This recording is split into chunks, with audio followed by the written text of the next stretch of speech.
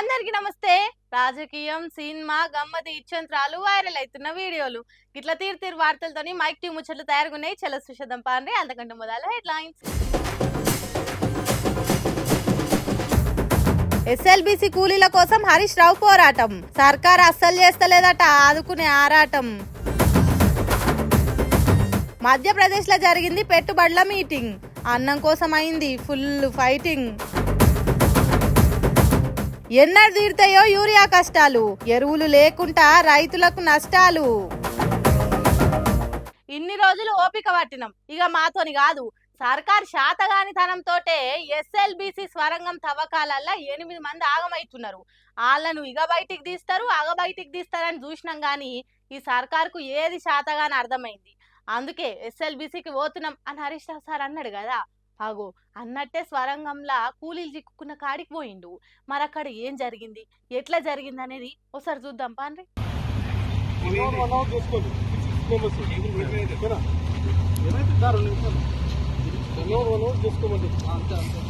స్వరంగంలో చిక్కుకున్న కూలీలను బయటకు తీసేటానికి పగడ్బందీ ప్లానింగ్ లేచిండ్రో వేయలేదో గాని హరీష్ రావు వాడికి పోయి చేరకుంటా మాత్రం పెద్ద ప్లాన్ వేసి ఫుల్ సెక్యూరిటీ పెట్టింది సర్కారు.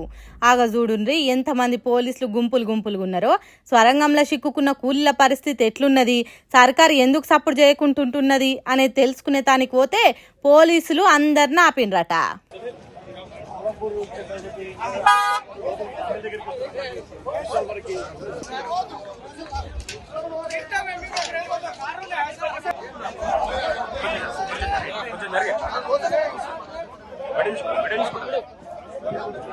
గులాబీ దండు కార్యకర్తలను పోలీసులు ఎంత ఆపినా ఆగలేదట. అయినా హరీష్ రావు ఇంకో 5 లీడర్లను మాత్రమే ఆడికి పోయేటానికి పర్మిషన్ ఇచ్చిండ్రట. కనీసం మీడియాను కూడా హరీష్ రావుతోని పోనీయలేదట. తీరా ఆడికి పోయినాక స్వరంగంలో పరిస్థితి ఎట్లున్నది, అందులున్న కూలీల తిప్పల ఎట్లా తీరుస్తున్నారు, బయటికి తీసుకొచ్చే పనులు ఏం దాకొచ్చినాయి అనేది ప్రతిపక్ష లీడర్గా తెలుసుకోవాలన్నా వద్దా. కానీ ఆడికి పోనీయకుండా పోలీసులు అడ్డం పడ్డారట. అందుకే హరీష్ రావు కడమ లీడర్లంతా ఆన్నే కూర్చొని ధర్నాకు దిగిండ్రు. రేవంత్ రెడ్డి ఫోన్ కరా రేవంత్ రెడ్డి ఇక తర్వాత హరీష్ రావు మీడియాతో మాట్లాడుకుంటా ఆ బాధిత కుటుంబాలను పరామర్శించుదాము, వారికి ధైర్యాన్ని చెప్పడంతో పాటు సహాయక చర్యలు ఎలా ఉన్నాయి, రిలీఫ్ స్టెప్స్ ఏమేమి తీసుకుంటున్నారు చూద్దామని, అవసరమైన సూచనలు ప్రభుత్వానికి చేద్దామని మేము ఇక్కడికి వచ్చాం. ఊరే పోవాలి, ఒకటే కారు పోవాలని మళ్ళీ అక్కడ మమ్మల్ని ఆపి మమ్మల్ని లోపల పోకుండా ఇబ్బంది పెట్టే ప్రయత్నం చేసినారు. మీడియా నిన్నటిదాకా మీరు లోపల ఉన్నారు సెట్ కింద, ఇవాళ మేము వస్తున్నామని మిమ్మల్ని కూడా బయటకు గంటేసినట్టున్నారు. అంతేనా? వాళ్ళను కూడా కలవనీయకుండా ఇవాళ కుటుంబ సభ్యుల నుంచి కూడా ఇక్కడ నుంచి పంపించి వేసి దాచిపెట్టిన పరిస్థితి కనబడతా ఉంది. ఎందుకు అంత భయం? అన్ని తీర్ల కూలీలను బయటకు తీసే పనులు చేస్తున్నామని చెప్పే సర్కార్కు ప్రతిపక్షం వస్తే భయం ఎందుకు? మీడియాను దగ్గరికి రానియకుండా, స్వరంగంలో చిక్కుకున్న కూలీల బంధువులను కలవనీయకుండా అడ్డుకోవాల్సిన అవసరం సర్కార్కి ఏమున్నది, ఎందుకు భయపడుతున్నది అని అడిగిండు. అంతేకాదు బయటికి చెప్తున్న దానికి ఆడ జరుగుతున్న దానికి పొంతనే లేదన్న ముచ్చట చెప్పిండు. వివిధ బృందాల మధ్య ప్రభుత్వం సమన్వయం సాధించడంలో పూర్తిగా ఫెయిల్ అయింది. లైక్ ఎన్డీఆర్ఎఫ్ ఉంది, నేవీ టీమ్స్ ఉన్నాయి, రైల్వే టీమ్స్ ఉన్నాయి, సింగరేణి టీమ్స్ ఉంది, ర్యాట్ హోల్ మైనర్స్ వచ్చారు, geological survey of India team వచ్చింది, హైడ్రా టీం వచ్చింది, ఎల్ఎన్టీ టీం వచ్చింది. Like that so many teams have come. ఇంతమంది మధ్యలో అసలు ఎవరు ఏం పని చేయాలి, హౌ టు గో ఫార్వర్డ్ అనే విషయంలో డైరెక్షన్ లెస్ లో ఉన్నారు అందరు. ఒక స్పష్టమైన డైరెక్షన్ లేదు.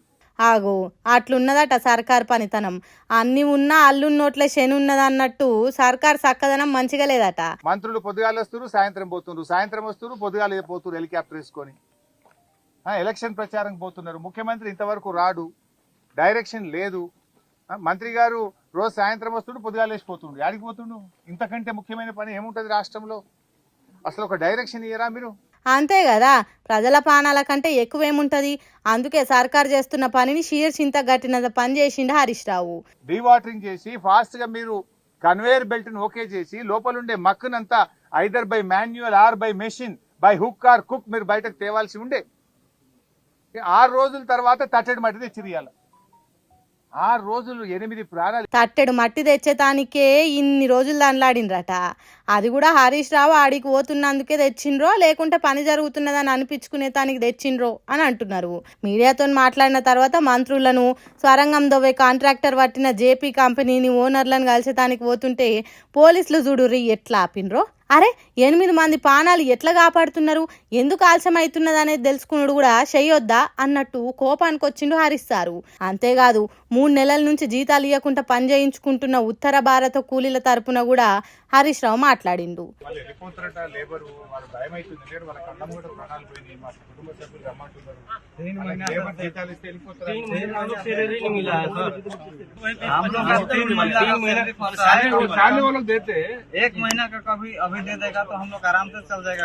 ఇగో గిట్లున్నది ఎస్ఎల్బిసి స్వరంగం ప్రమాదం ముచ్చట్లు. మరి ఇప్పటికైనా లోపటి ఇరుక్కున్నోళ్ళని తొందరగా బయటికి తీసుకొచ్చే పనులు రువ్వడిగా పెంచుతారో లేకుంటే ఎప్పటి తిరగనే చేస్తారో చూడాలి.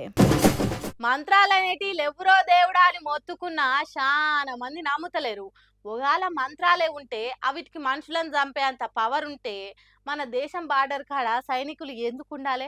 ఓ 10-15 మంది మంత్రగాళ్ళని నేర్పించి ఓం భీమ్ అని ఉగ్రవాదులకు రోగాలు వచ్చేటట్టు వాళ్ళకై వాళ్ళే వచ్చేటట్టు చేయొచ్చు కదా. కానీ ఎందుకు చేస్తలేరు? ఎందుకంటే మంత్రాలు అనేటివి లేవు కాబట్టి. అయినా కొంతమంది బుద్ధి తక్కువ పనులు చేస్తున్నారు, నెత్తిల మెదడు లేని ఘోరాలు చేస్తున్నారు. గిట్లా మంత్రాలకు చింతకాయలు రాలేయని వెనకట ఎప్పుడో చెప్పిండ్రు మన పెద్దలు. అయినా నెత్తిల మెదడు మోకాళ్ళ నుంచి అరికాళ్ళకు జారినట్టు చేస్తున్నారు కొందరు బాడవేగాళ్ళు. అభం శుభం తెలవని గీ ముసలమ్మను గొంతు విసికి చంపిండ్రట హౌలగాళ్ళు. భూపాలపల్లి జిల్లా టేకుమట్ల మండలం బోయిన్పల్లి ఊర్లుండే వీరమ్మ అనే గీ ముసలమ్మ రోజు ఊర్లో తిరిగి చింతపండు అమ్ముకుంటదట. ఎప్పటి తిరగానే గురిమిల్లపల్లి అనే ఊరికి పోయి మళ్ళా రాలేదట. 4 రోజులైనా ఇంటికి రాకపోయేసరికి చుట్టాలు ఎంకులాడితే గిర్మిల్లపల్లి ఊరు శివారుకు శవమైగా అనిపించిందట. ఈ ముచ్చట పోలీసులకు చెప్తే ఎంక్వైరీ మొదలు పెట్టిండ్రు. మరి సంపినోళ్ళు ఎట్లాగో దొరికిపోతాం అనుకున్నారో ఏమో గాని పోలీస్ స్టేషన్లో వచ్చి లొంగిపోయిండ్రట. ఎందుకు చంపాల్సి వచ్చిందిరా సన్నాసులారా అని పోలీసు మర్యాదలతో అడిగితే మల్లయ్య అనేటోడు అస్సలు ముచ్చట బయట పెట్టిండట. తన బిడ్డకు చాలా రోజుల నుంచి జ్వరం వస్తుంది, దానికి కారణం వీరమ్మ చేసిన మంత్రాలే అనే అనుమానం పెంచుకున్నాడట. కాబట్టి నా బిడ్డ బతకాలనంటే వీరమ్మని చంపాలని సుట్టపోడు పుట్టకొక్కుల సీను దోస్తుగాడు సిద్ధు అనేటోతో కలిసి ఈ ఘోరం చేసినామని చెప్పిండట. వానికి ఏమన్నా తెలివి ఉన్నదా? బుద్ధి లేని బడవేగాడు. ఎక్కడనో ఆరోగ్యం మంచిగా లేకుంటే దావఖానకు పోవాలి, జ్వరం వస్తే డాక్టర్ రాసిచ్చిన గోళీలు మింగాలి. అయినా జ్వరం తక్కువ కాకుంటే పెద్ద డాక్టర్ల దగ్గరికి పోయి ఎక్స్రేలు తీయించుకోవాలి. అప్పుడు అసలు రోగం ఏందో తెలుస్తుంది, సరైన మందులు వాడాలి. అంతేగాని నిండు పానాలు తీస్తారా? మీ తెలుగులు తెల్లారా? పాపం రోజు చింతపండు అమ్ముకునే గా అమ్మను ఎట్లా చంపాలనిపించిందిరా మీ మొఖాలు మండ. చూసిండ్రా పబ్లిక్ ఓ నిండు పానాన్ని పిచ్చి నమ్మకాలతోని ఎదవ తెలివితేటలతోని ఎట్లా బలి తీసుకున్నారో. ఆలోచన లేకుండా గిసొంటి పనులు చేస్తే ఇప్పుడు జైలుకు పోయి షిప్పకూరు తినాల్సి వస్తుంది. ఎన్నిసార్లు చెప్పినా ఎందుకు ఇట్లా చేస్తున్నారో ఏమో ఈ బుద్ధి తక్కువ సన్నాసులు అందిడుతున్నారట ఈ ముచ్చటేరికైన పబ్లిక్. ఇప్పుడు ఏది ఏమైనా కేసీఆర్ కున్న ఫ్యాన్ ఫాలోయింగే వేరే అని చెప్పాలి. ఎందుకంటారా? తార్ పాట పెట్టుడే లేటు ఎట్లే గుర్తున్నారు చూడురి.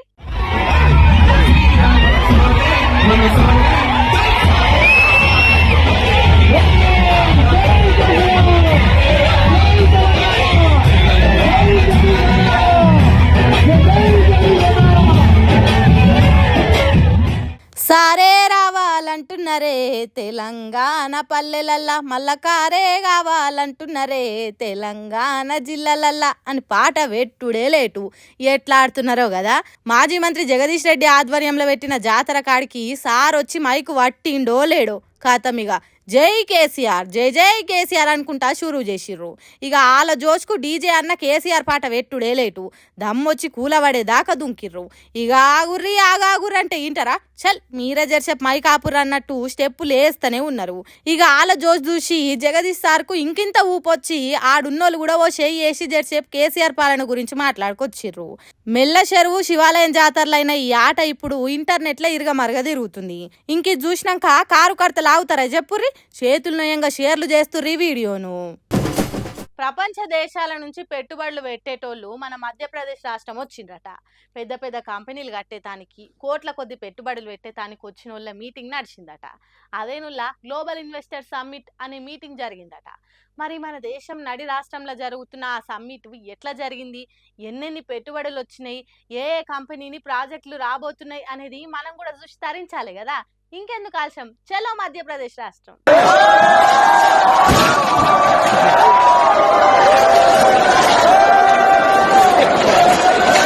हमारे यहाँ इनको खाने को कभी नहीं मिलता, इन तरह फोकस करो बेचारे.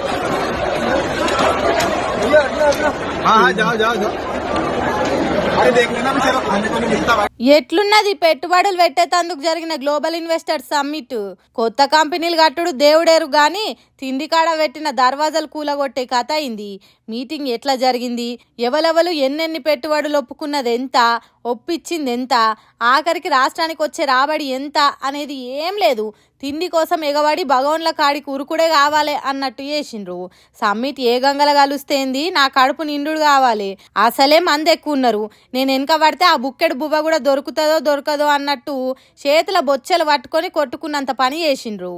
ఇంతకు ముందు ఎన్నడన్నా తిన్నరో తినలేదో అన్నట్టు చేసిండ్రు. ఓ తీరుగా చెప్పాలంటే తొక్కిస్లాట జరుగుతుందా ఏంది అన్నట్టే అయింది కొద్దిసేపు.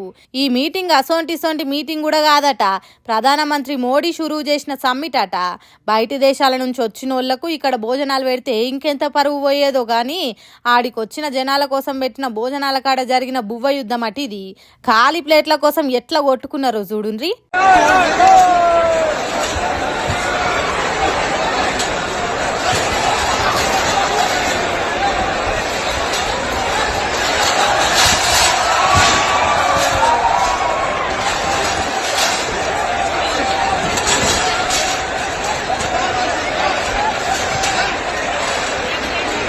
తిండి కోసం కొట్టుకున్న జనం ఇక్కడున్నారు కాబట్టి మా దేశంలో ఫుడ్ ప్రాసెసింగ్ కంపెనీలు పెట్టుండ్రి అని బయట దేశాల పెట్టుబడిదారులకు చెప్పినట్టున్నది ఈ కోట్లాట.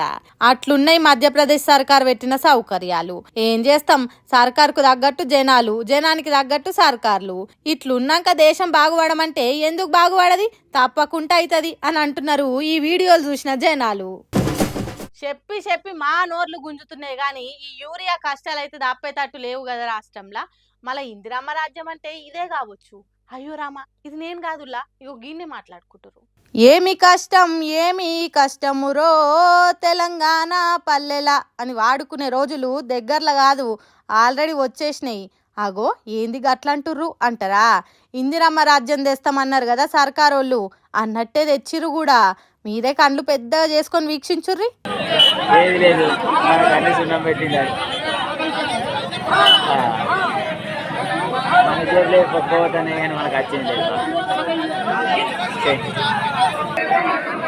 చెప్పులు, ఇటుకలు, రాళ్ళు, రప్పలు ఇట్లా ఏవి దొరికితే అవి లైన్లో పెట్టిర్రు. ఎందుకు అనుకుంటుర్రు? యూరియా కోసం. జగిత్యాల జిల్లా కోరుట్ల మండలం పైడిమడుగు గ్రామంలో వ్యవసాయ కేంద్రం కాడ గిట్ల లైన్లు కట్టిర్రు రైతన్నలు. మళ్ళా ఇంట్లో ఇంకో ఫిట్టింగ్ ఏందంటే ఒక్క రైతుకు ఒక్కటే యూరియా బ్యాగ్ అట. అందుకోసానికే ఆ ఇచ్చే ఒక్క బ్యాగ్ కూడా ఏడ దొరకకుండా పోతుందో అన్న భయంతోని గిట్లగా పడ్డారు అంతా. ఇందిరమ్మ రాజ్యం తెస్తాం అన్నారు కదా, అన్నట్టే తెచ్చిర్రు కాంగ్రెస్ వాళ్ళు అని మాట్లాడుకుంటుర్రు. ఇక ఇది చూసినాక ఎంత ఘోరం ఉందో చూసిర్రు కదా కథ. ఇప్పుడే ఇట్లుంటే ఇంకా ముందు ఇంకెన్ని ఘోరాలు చూడాలరో దేవుడా అని భయపడుతుర్రట రచ్చబండ కాడ కూసున్నోళ్ళంతా. పాపం రైతులకు ఎన్నడు తప్పుతాయో ఈ బాధలు అని మొత్తుకుంటుర్రు దినాం ఈ వీడియోలు చూస్తున్నోళ్ళు. మొత్తానికి ఎమ్మెల్సీ ఎలక్షన్లు అయిపోయినాయి. మరి ఇక ఏడేడ ఎట్లా ఓటింగ్ జరిగిందో అరుచుకోవాలి కదా. పాండ్రి మళ్ళా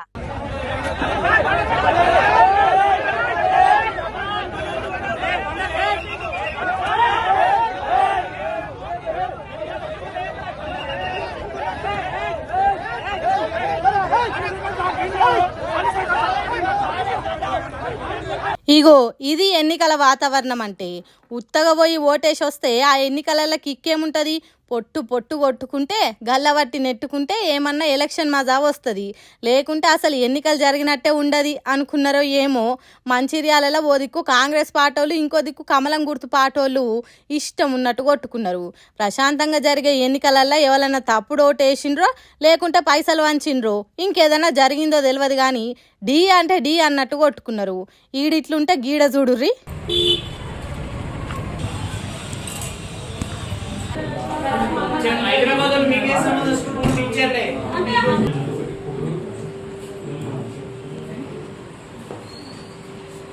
ఎన్నికలలో గెలిచేదానికి ఓటర్లకు పైసలు వంచుతున్నారు.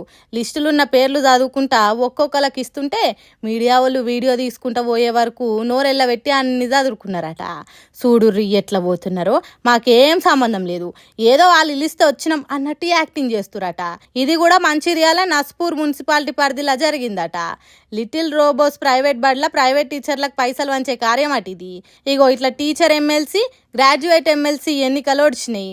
మరి ఎవరు గెలుస్తారో తెలవాలంటే కొన్ని రోజులు ఆగాల్సిందే. సుశిరానులా నేను పట్టుకొచ్చిన ముచ్చట్లు ఎట్లున్నాయో ఇంకిన్ని ముచ్చట్లతో మళ్ళీ కలుద్దాం. అప్పటిదాకా చూస్తూనే ఉండరు మా యాక్టివ్ ముచ్చట్లు.